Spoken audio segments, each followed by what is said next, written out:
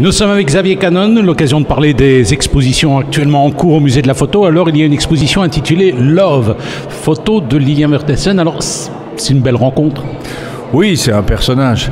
C'est un personnage, c'est une œuvre, c'est une vie aussi, puisque c'est quelqu'un qui crée des photographies, qui s'est mis en scène dans ses photographies depuis la fin des années 70, mais qui a aussi une carrière de performeuse, de musicienne, de blues, de jazz. Enfin, c'est un univers, Lilian Vertessen.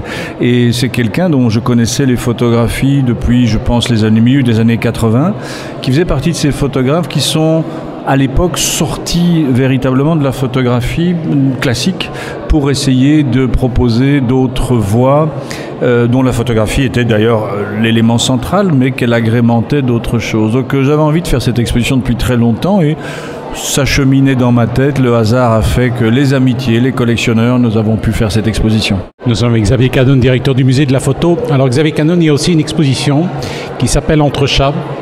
On se fait plaisir là. Ah, on se fait très plaisir, mais ils nous ont fait tellement de plaisir, les chats. Ils nous en font tellement que leur rendre ce petit hommage est au fond quelque chose de très justifié et bien modeste par rapport à tout le bonheur qu'ils nous donnent. Vous faites partie d'une association qui s'appelle le Musée du Chat, association qui organise des expositions itinérantes dédiées aux chats, c'est ça? C'est ça, c'est une association, c'est une ASBL qui s'est créée autour d'une collection. C'est d'abord parti d'une plaisanterie, il n'y a pas de musée dédié aux chats, et puis on s'est aperçu qu'il y en avait dans d'autres pays du monde.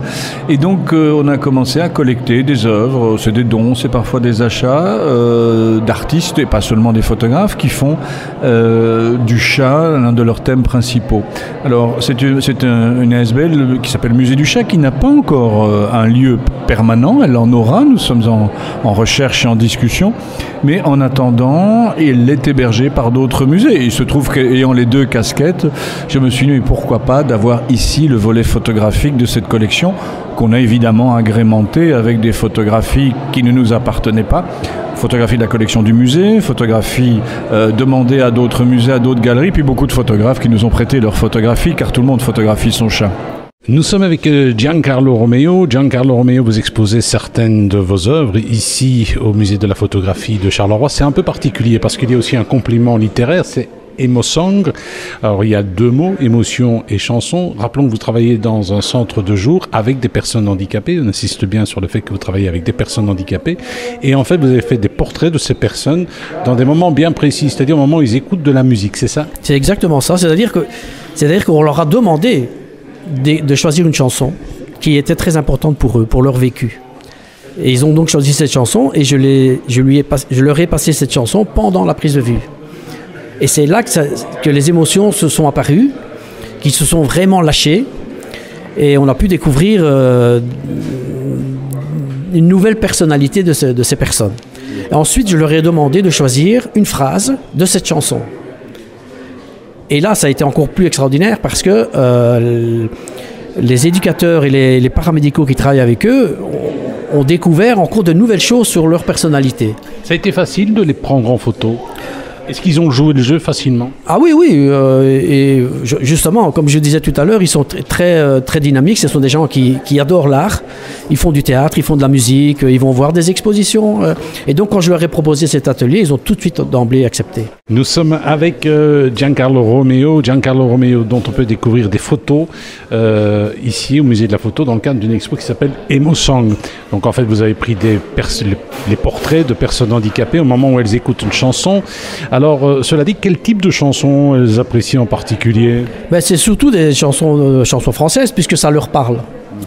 C'était ça pour eux. Il y a toujours des artistes récurrents, peut-être, ou des chansons récurrentes? Non, justement, c'est ça qui est encore plus formidable, parce qu'ils font énormément de karaoké. Mais aller choisir la chanson là en question, ils ont vraiment choisi précisément ce qui les intéressait le plus par rapport à leur vie de tous les jours. Et c'est ça qui était extraordinaire.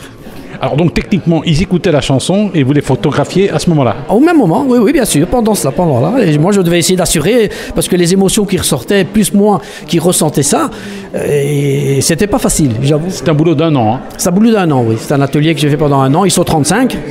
Donc voilà, c'était 2 personnes à la fois, c'est-à-dire un après l'autre. Et ça a duré 1 an, oui. Nous sommes avec Lien van Ertergem qui, dans le cadre des différentes expositions du musée de la photographie, en ce moment est invité dans le cadre de la Galerie du Soir, donc par le Journal Le Soir. Alors vous êtes originaire de Liège et le thème de votre exposition, j'ai envie de dire, c'est la nuit. C'est la nuit, c'est ma vie, c'est ma deuxième famille en fait, c'est vraiment tout ça. Alors, on a l'impression que lorsqu'on voit certaines photos, on croit voir des dealers pendant la nuit qui vont s'échanger leurs marchandises. C'est pas vrai. Et alors on voit aussi à côté ces mêmes personnes qui, on a l'impression qu'ils ont bouté le feu à quelque chose. En fait, il faut sortir des clichés. Exactement, c'est juste un groupe d'amis qui se rejoint le soir et qui discute, qui refait le monde et voilà. Rien de bien méchant, quoi. Non, non du tout.